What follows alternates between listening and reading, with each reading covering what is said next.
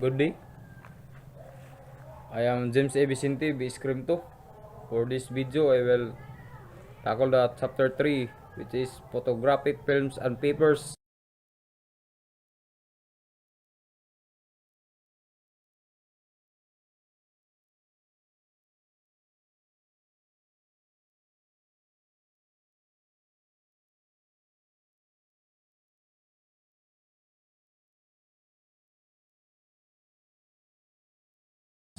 Letter A. Black and white films. A black and white films is basically made up of emulsion, gray and anti-relation backing, and, and a support base. Number 1. Emulsion. Photographic emulsion consists of crystal of light sensitive compounds, silver nitrate evenly distributed throughout plastic based material. Silver halide emulsions are universally sensitive to the ultraviolet radiation and some wavelength of blue light. They can be made sensitive to other colors of light and the near infrared radiation by the addition of special sentencing day. Gelatin is universally used as the medium that holds the crystal in medium. Number 2. Gray or anti-relation backing. This layer is placed between the emulsion and the plastic base of a film to prevent whatever light and pass through the emulsion and reflected by the base back to the emulsion, which forms a halo. 3. Base. Generally, film bases are made of plastic material. They serve as a support to the emulsion.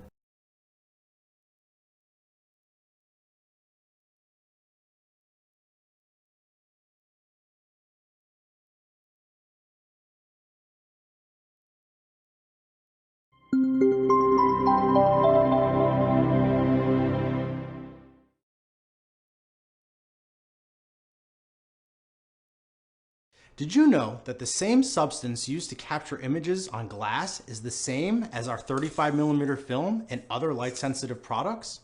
Hi, I'm Nick Brandreth, the Historic Process Specialist at the George Eastman Museum. Today, I'm going to show you what goes into making a gelatin emulsion, the magic that allows you to capture images. First, we put water and gelatin into our beaker. The gelatin absorbs the water and doubles in size. Once this happens, we kick on the heat and melt the mixture. While this is happening, we create a mix of silver nitrate and distilled water. Next, we dissolve sodium bromide into our melted gelatin. Now it's time to turn on the red safe lights. As we mix the silver nitrate and gelatin bromide mixture, the silver and bromide find one another and form tiny light-sensitive crystals. The crystals are only sensitive to blue light, so we can work under red safe light to ensure we don't ruin the emulsion. The mixture is added to a mold and popped into a fridge to solidify, just like Jell-O. When it's ready, we break up the gelatin mixture in a process called noodling and then wash the emulsion in ice-cold water. Once we're done, the mixture is remelted and it's ready to coat on glass, paper, or film. And that's it. This process is how all modern photography materials are made.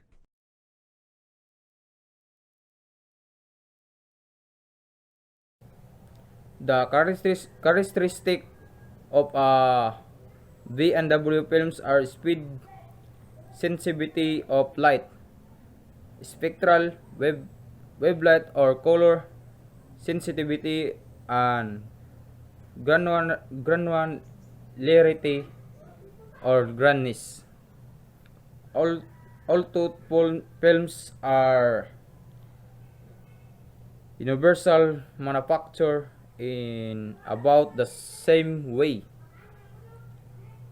There are control variation in procedure.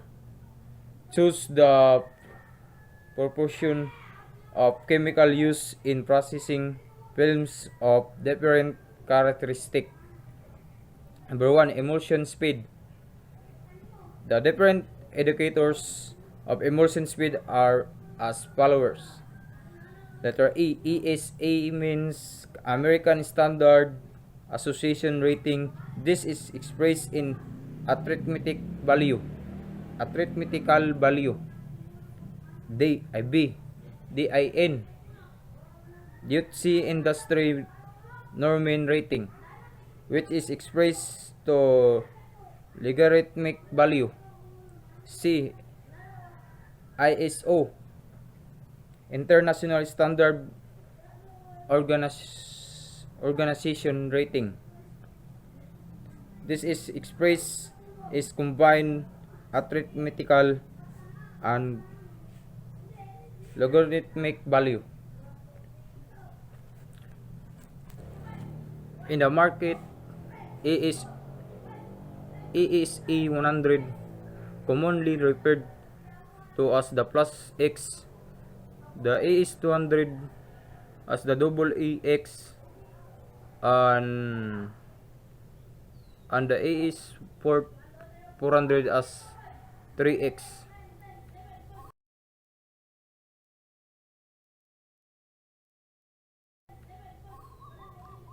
Number 2, spectral sensitivity. The different clarification of films as according to its spectral sensitivity are blue sensitive film, atrochromatic films, panchromatic film, infrared film. Letter E. Blue sensitive film. Sensitive to ultraviolet rays are blue light only. Letter B. Ultrachromatic film. Sensitive to ultraviolet rays, blue and green light only. C. Panchromatic film. Sensitive to ultraviolet radiation of blue, green, and red light or all colors. D. Infrared film. Sensitive to ultraviolet rays, to blue, green, red light, and infrared rays.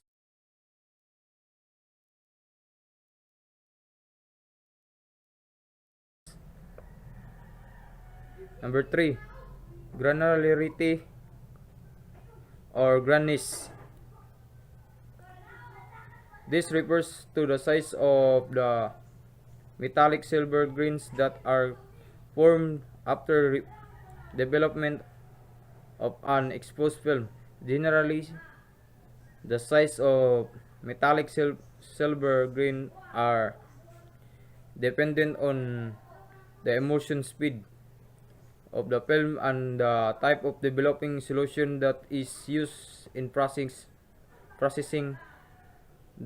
The role is the lower of emulsion speed rating of the film, the pioneer is the green of. Conversely, the higher of emulsion speed rating of the film are bigger are greens. Likewise, a film developer will produce a finer green than paper developer when used for film processing.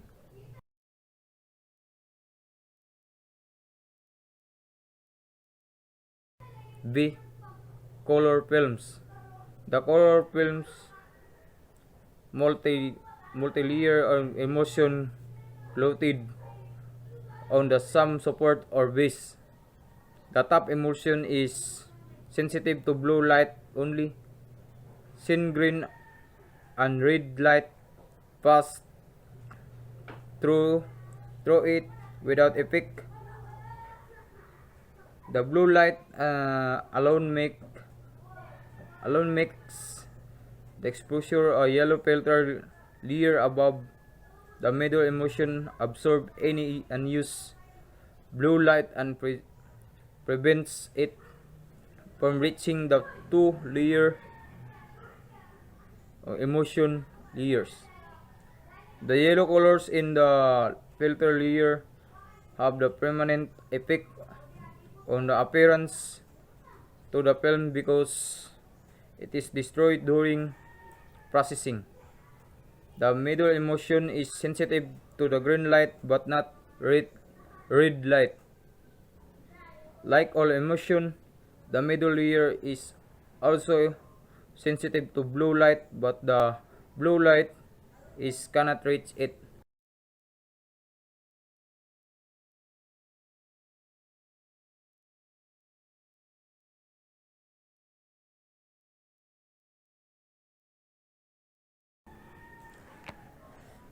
A. Negative or non-reversal film. The suffix color is given to negative or non-reversal film. These film leads are either a negative or as positive depending on how it used. Example are Kodacolor, Fujicolor, Agfacolor. B. Reversal film. The suffix chrome is applied to reversal material.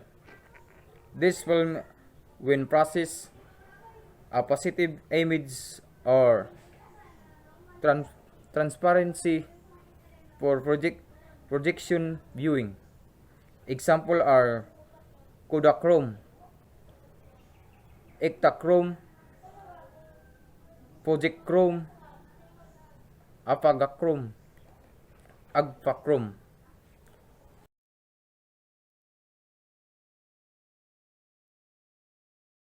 Letter C photographic papers, black and white. The modern photographic papers are basically composed of light sensitive coating emulsion on a paper's base or support. The emulsion suspended on a gelatin is generally made of silver halide salt to withstand the rigours of soaking in chemical solution of water during processing and washing, as well as variety of degree of humidity and temperature.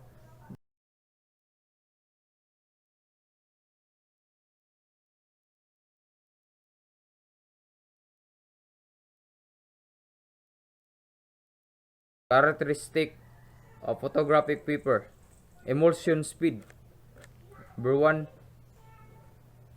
chloride paper has a slow speed and it has a slow speed and is suited for contact printing.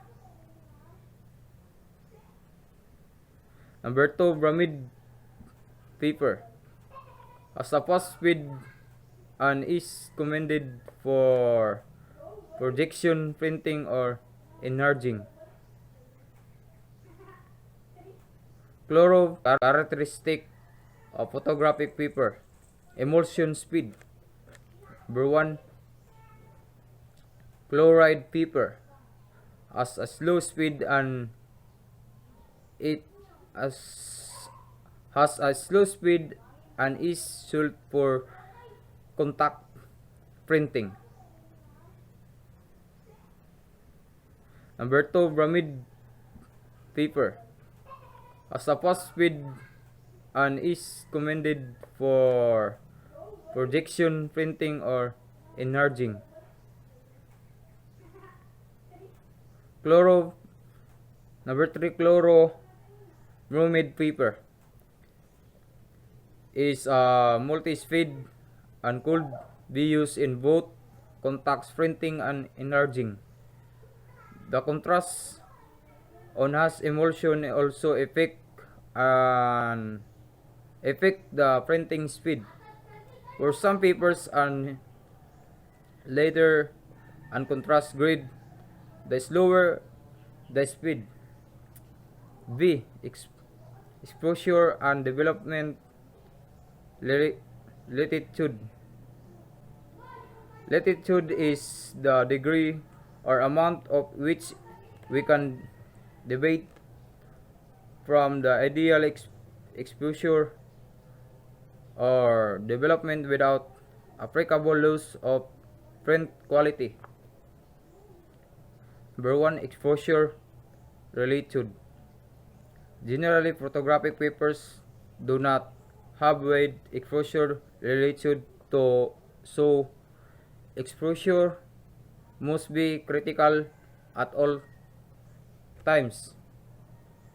Number 2. Development latitude. Papers that do not change applicable in contrast and image tone and reasonable relevation in development has good latitude. However, for best quality, the developing times should be as near as those prescribed by manufacturer.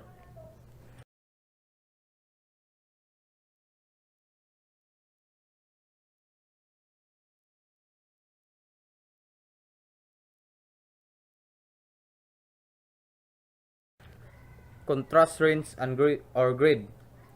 In black and white printing, it is often necessary to adjust the paper contrast so they can be dealt the nature since result for negatives with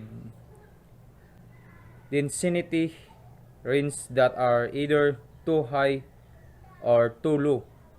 Some papers are available in several contrast range or grid, while others have built-in contrast control affected by the use of a filter on an enlarging lens or on enlarger light source. In most photographic papers, the contrast range or green are indicated by numbers 0 to 5. Number 0 and 1 are used on other exposed or low contrast negative. Number 2 are used on normal exposed or normal contrast negative. Number 3 to 5 used in other exposed or high contrast negatives. Letter D. Physical characteristics.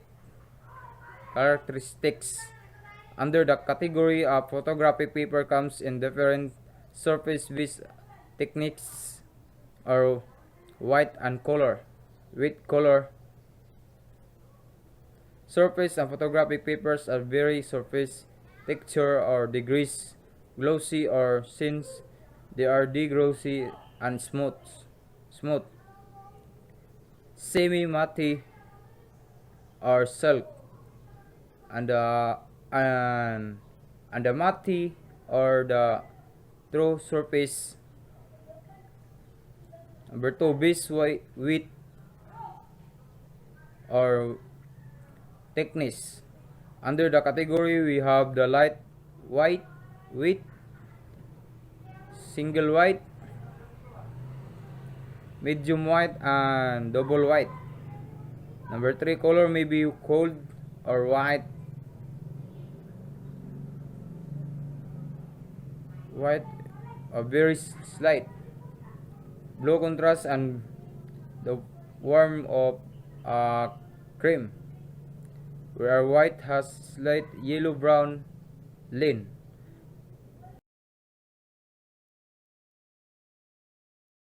Join us now on Flickr at flickr.com/groups/art of photography.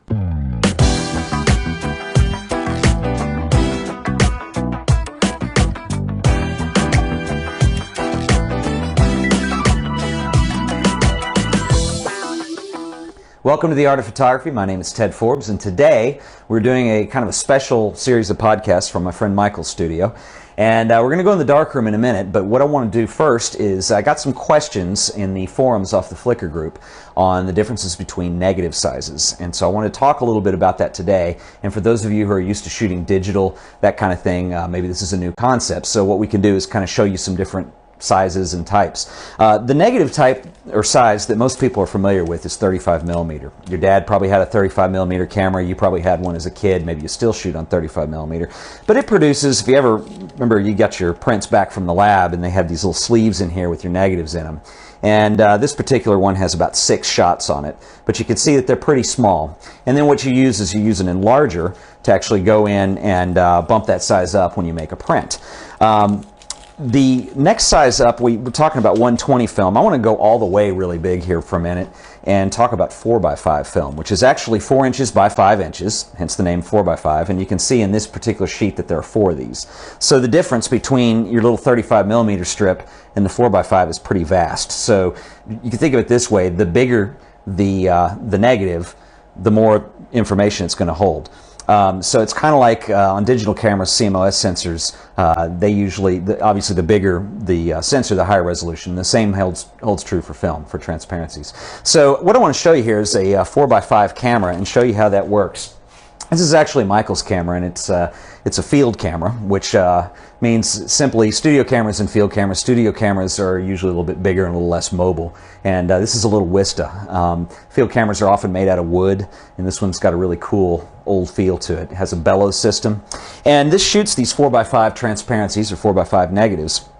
And you're going to use this is the negative holder right here.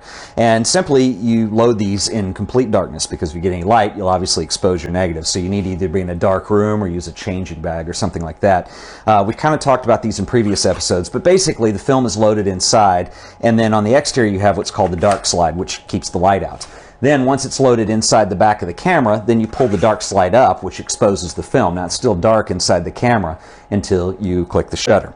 And you'll determine an exposure, and we'll get into that in another podcast, but you determine your exposure time, which is the amount of time needed to expose the film and get the picture on there. And then you shut it, and then you simply close the dark slide, pull it out, and you can flip it over because these hold 2. But anyway, the 4x5 cameras are really neat. They feature bigger lenses because, again, you're in higher resolution at this point. And usually they're equipped with a bellows system, which is basically keeps things dark as you move the front standard forward and backward. And this allows you to do everything from macro focusing up to full infinity focus if you're shooting a landscape. So anyway, that's basically the difference between formats here with 35 and 4x5. And what we're going to do in a second is go over to the light table here, and we're going to show you how to read a negative and actually show you the differences between a couple other different film types as well. So okay, we're over here at the light table now, and I want to show you some differences in film type and differences in negatives. This is a great light table. It's really big. It's got a nice big working surface. And light tables are specifically used for once you've shot a bunch of film and you need kind of a working space to actually go in and inspect what you've got, pick your shots that you want to print, things like that, without actually having to print everything first. This is a nice workspace to be able to go through.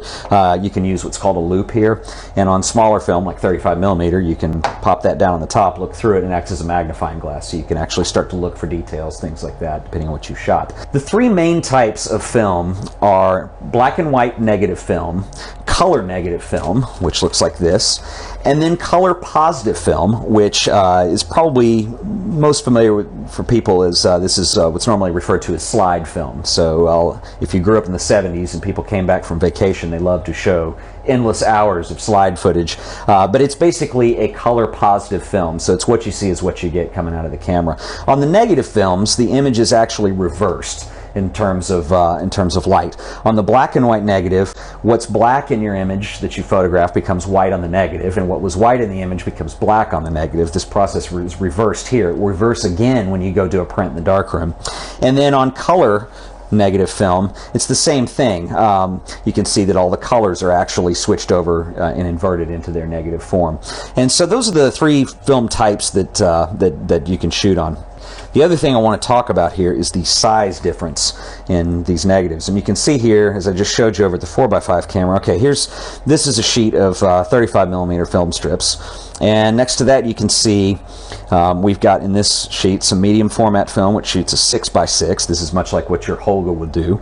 And you can see that it's roughly about 4 times the size of the 35mm negative. Now remember, the bigger the negative, the more information it's holding. So if you're looking for if you want your prints to be really sharp, using bigger negatives is certainly a smart thing to do to achieve that. And you can see next to this you have the 4x5 negatives, which are even larger than that. So obviously a 4x5 is going to hold much more information than a medium format, and certainly much more information than a 35. Does that make one format superior over the others? Probably not. I think the main advantage is 35mm film. When the 35mm camera became popular, it really changed photography because of its portability and the fact that you could all of a sudden go take journalism photos and street photos that didn't require a lot of setup. Whereas 4x5 cameras, just due to the nature of their size, the fact that I could shoot one shot at a time using a film holder, those end up being a little more kludgy in that regard, and are a little more time intensive to make each exposure. So there's always kind of, everything in photography is kind of a give and a take. If you are going to take something, you've got to give up something else, and maybe it's convenience, maybe it's quality, maybe it's size. So those are the 3 types of film that we've been discussing, and these are also the 3 sizes of film we've been discussing. So join us next time when we actually go into the darkroom and show you how print is made.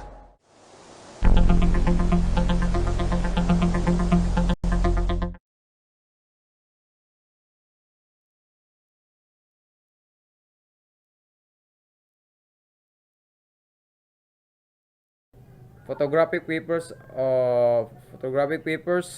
for the color printing. It is essentially similar to the film used in the camera expect. The emulsion layers are clothed on a paper based on content couples, which are colorless. Colored couples are not used because the print would then be suitable for direct viewing. Printing a negative complementary colors on a non-universal print preserve both the tone, scale, and the color of the negative. The final result of positive reproductions within the accuracy limit of the photographic process of the tones and colors of the original subject. Photographic papers, both color and black and white, are supplied in a rolls or sheet, bring and lights or size. And that's all. Thank you.